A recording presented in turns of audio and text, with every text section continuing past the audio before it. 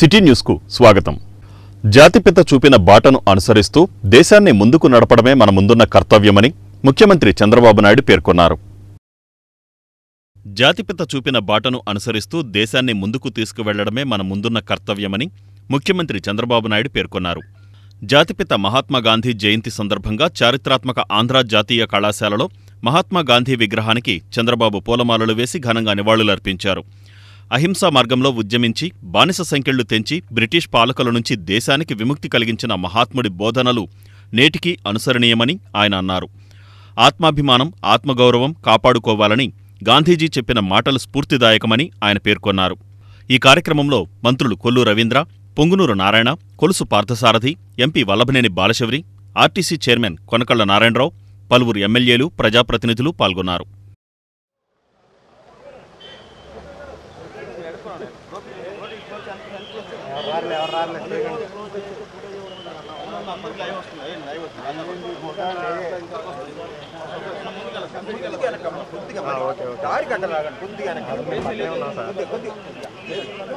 महात्मा गांधी जी, अमर है महात्मा गांधी जी, अमर है महात्मा गांधी जी, अमर है महात्मा गांधी जी.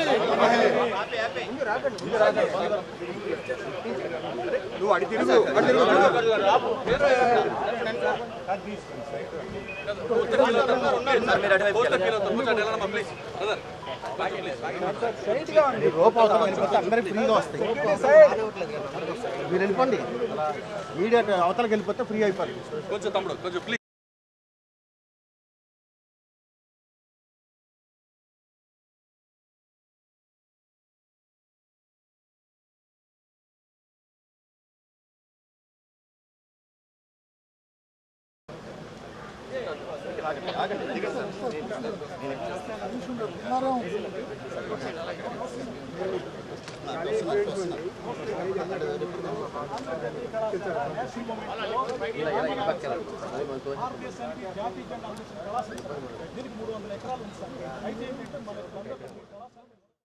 అణుయుద్ధపు అంచుల్లో ఉన్న ప్రపంచానికి మహాత్మాగాంధీ చెప్పిన శాంతి, అహింస మార్గాలే శరణ్యమని అవనిగడ్డ ఎమ్మెల్యే మండలి బుద్ధప్రసాద్ అన్నారు.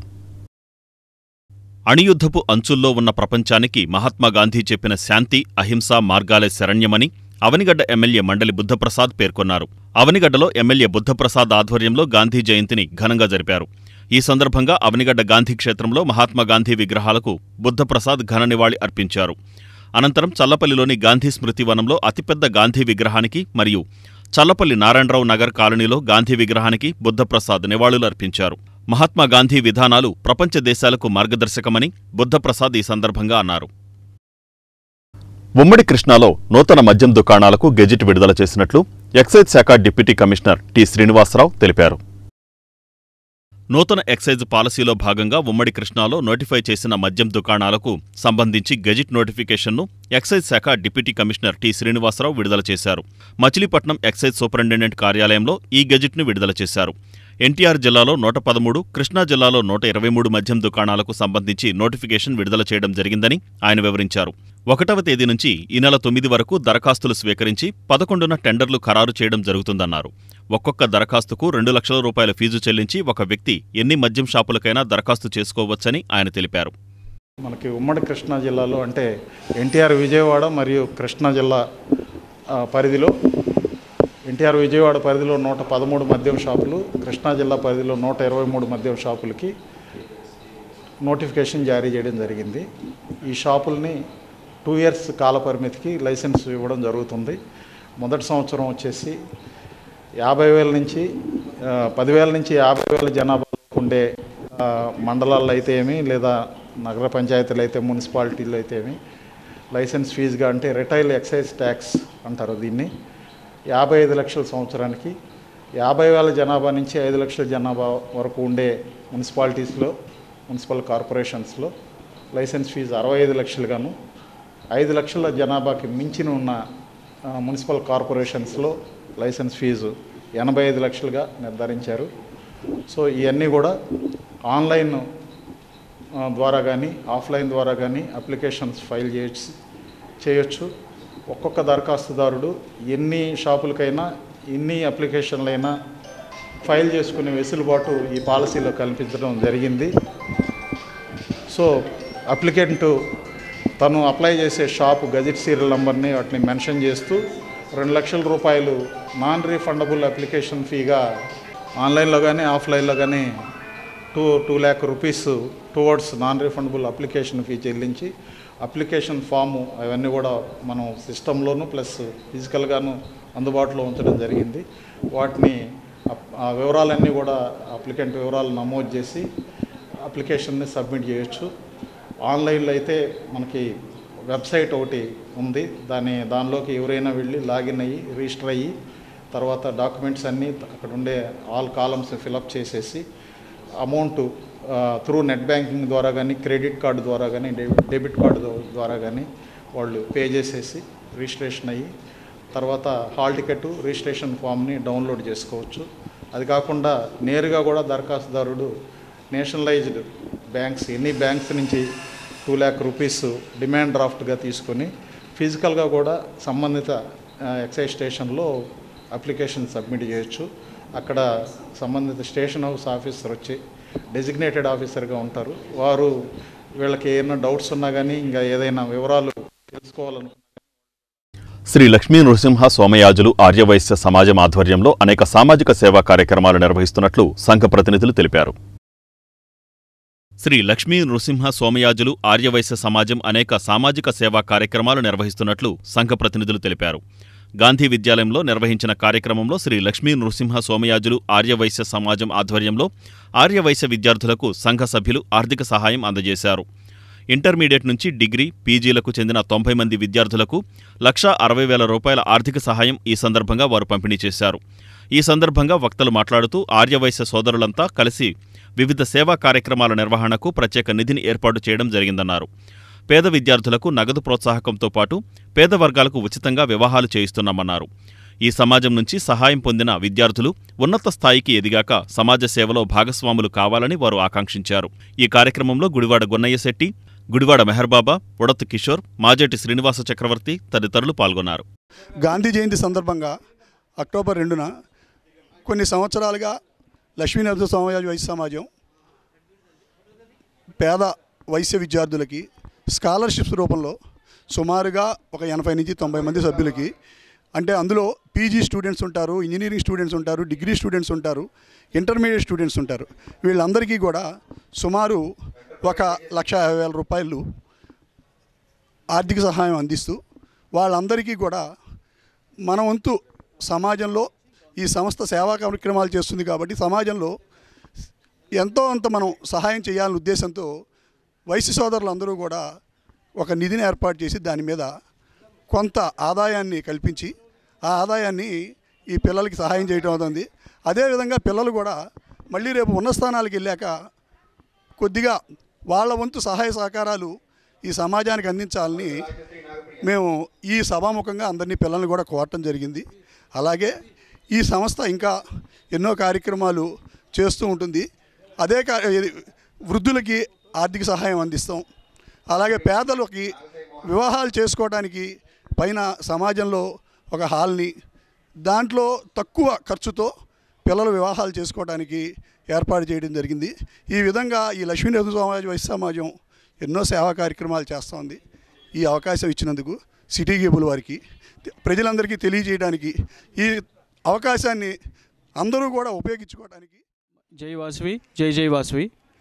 మరి ఈనాడు 155వ గాంధీ జయంతి సందర్భంగా ఆర్యవైశ్య సమాజం లక్ష్మీ నరసింహ సోమయాజు ఆర్యవైశ్య సమాజం తరఫున ప్రతి సంవత్సరం మాదిరి ఈ సంవత్సరం కూడా సుమారు 90 మంది స్టూడెంట్స్కి 1,60,000 రూపాయలు, సుమారుగా 1,60,000 రూపాయల విలువైన స్కాలర్షిప్ ఉపకార వేతనాలు పేద ఆర్యవైశ్య విద్యార్థులకి మన సమాజం ద్వారా అందజేయడం జరుగుతోంది. మరి ఈ కార్యక్రమానికి విచ్చేసిన అతిథులకి, ముఖ్య అతిథి అయిన గున్నయ్యశెట్టి గారికి, సంఘ సభ్యులకి, వారి పిల్లలకి, వాళ్ళ తల్లిదండ్రులకు కూడా స్వాగతం పలుకుతున్నాము. ఈ ఉపకార వేతనం ద్వారా వాళ్ళు కొంత లబ్ధి పొంది వాళ్ళు ఉన్నత శిఖరాలకి అందుకోవాలని, అమ్మవారి ఆశీస్సులు పొందాలని, తద్వారా వాళ్ళు కూడా ఒక సేవాభావంతో ఇంకా నలుగురికి ఉపయోగపడి ఆ నలుగురికి వాళ్ళు చేయూతనివ్వాలని ఈ సందర్భంగా విద్యార్థులను కోరుతూ గాంధీ జయంతి సందర్భంగా అహింసే మన మార్గం చెప్పిన ఆ మహనీయుని ఇంకొకసారి మనస్ఫూర్తిగా స్మరించుకుంటూ మనందరికీ ఆయన ఆదర్శంగా తీసుకోవాలి. మహాత్మా గాంధీ 155వ జయంతి కార్యక్రమాన్ని పలు ప్రాంతాలలో ఘనంగా జరిపారు. మహాత్మా గాంధీ 155వ జయంతి పలు ప్రాంతాలలో ఘనంగా జరిపారు. ఈ సందర్భంగా గాంధీ విగ్రహాలకు, చిత్రపటాలకు పూలమాలలు వేసి నివాళులర్పించారు. అజ్మీర్ బాబా సేవా సమాజం ఆధ్వర్యంలో గాంధీ జయంతి ఘనంగా నిర్వహించారు. ఈ సందర్భంగా గాంధీజీ చిత్రపటానికి పూలమాలలు వేసి నివాళులర్పించారు. అనంతరం నేషనల్ కాలేజీ సమీపంలో అరుంధతి పుత్రులకు చాక్లెట్లు, బిస్కెట్లు పంపిణీ చేశారు. ఈ కార్యక్రమంలో వైజ్మెన్ క్లబ్ అధ్యక్షుడు సయ్యద్ పీర్, డాక్టర్ ఎన్ నాగేశ్వరరావు, సయ్యద్ బాజీ, షేరాలి, ఇస్మాయిల్, సుబ్బారావు తదితరులు పాల్గొన్నారు. ఈరోజు జాతిపిత మహాత్మా గాంధీ జయంతి. శ్రద్ధాంజలి ఘటించడం మన విధి. అందరికీ శరన్నవరాత్రులు, దసరా పండుగ శుభాకాంక్షలు. మోహన్ దాస్ కరమ్చంద్ గాంధీ 2 అక్టోబరు 1869న పుత్లీబాయి కరమ్చంద్ దంపతులకు గుజరాత్ పోర్బందర్లో జన్మించారు. ఆంగ్లేయుల పాలన నుండి అఖండ భారతదేశానికి స్వాతంత్ర్యం సాధించిన నాయకులలో అగ్రగణ్యులు.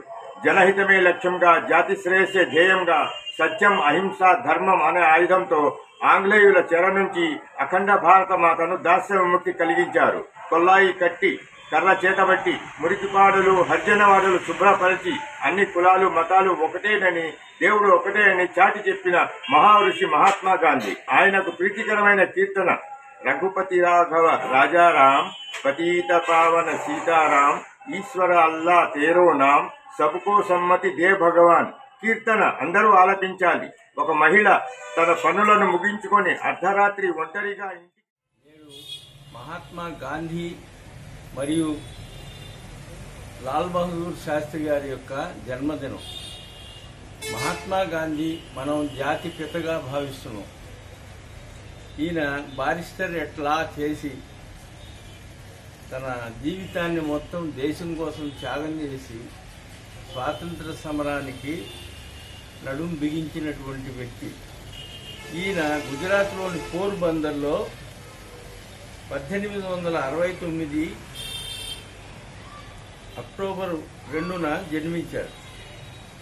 ఆంగ్లేయుల పాలన నుండి భారతదేశానికి స్వాతంత్రం సాధించి పెట్టిన నాయకుల్లో అగ్రగణ్యుడు. చెడు అనవద్దు, చెడు చూడవద్దు, చెడు మాట్లాడవద్దు అనేవాడు. అహింస, సత్యం ఆయన బాగా నమ్మిన సిద్ధాంతాలు. 1921లో సహాయ నిరాకరణ, 1930లో ఉప్పు సత్యాగ్రహాన్ని. గాంధీ జయంతి సందర్భంగా ముఖ్యమంత్రి చంద్రబాబు నాయుడు మచిలీపట్నంలో స్వచ్ఛతా హీ సేవా కార్యక్రమంలో పాల్గొన్నారు. గాంధీ జయంతి సందర్భంగా ముఖ్యమంత్రి చంద్రబాబు నాయుడు మచిలీపట్నంలో స్వచ్ఛతా హీ సేవా కార్యక్రమంలో పాల్గొన్నారు. ఈ సందర్భంగా ముఖ్యమంత్రి చంద్రబాబు స్వచ్ఛతా హీ సేవా కార్యక్రమంలో భాగంగా నేషనల్ కాలేజీ వద్ద రోడ్లను రాష్ట్ర మంత్రులు, ఎమ్మెల్యేలతో కలిసి ఊడ్చారు. అనంతరం సమీపంలోని డంపింగ్ యార్డును ముఖ్యమంత్రి చంద్రబాబు పరిశీలించారు. అక్కడ సఫాయి, కర్మచారి, పారిశుధ్య కార్మికులతో ముఖాముఖి కార్యక్రమంలో పాల్గొని వారి సమస్యలు తెలుసుకున్నారు. అక్కడి నుంచి కోనేరు సెంటర్కు చేరుకున్న ముఖ్యమంత్రి చంద్రబాబు నాయుడు స్వచ్ఛతా హీ సేవా కార్యక్రమంలో భాగంగా పెయింటింగ్ వేశారు. ఈ కార్యక్రమంలో మంత్రులు Kollu Ravindra, Pongunuru Narayana, Kolusu Parthasarathy, MP Vallabhaneni Balashowry, RTC chairman Konakalla Narayanarao, పలువురు ఎమ్మెల్యేలు, ప్రజాప్రతినిధులు, జిల్లా కలెక్టర్ బాలాజీ, ఎస్పీ గంగాధర్రావు తదితరులు పాల్గొన్నారు.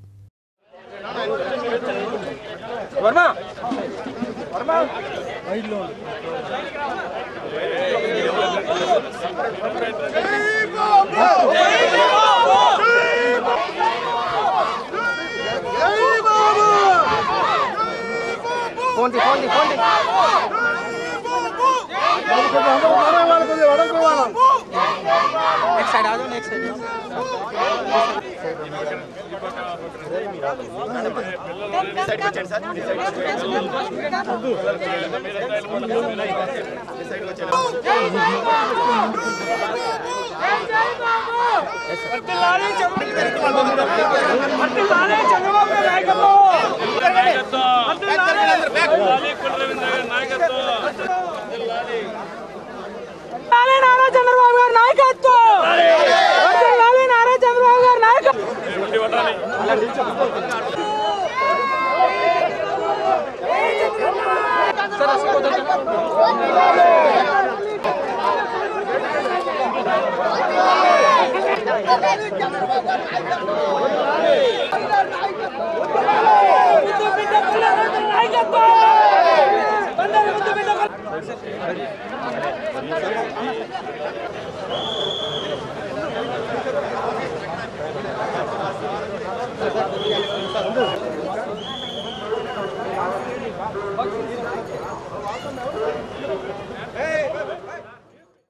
ఈ వార్తలు ఇంతటితో సమాప్తం. నమస్కారం.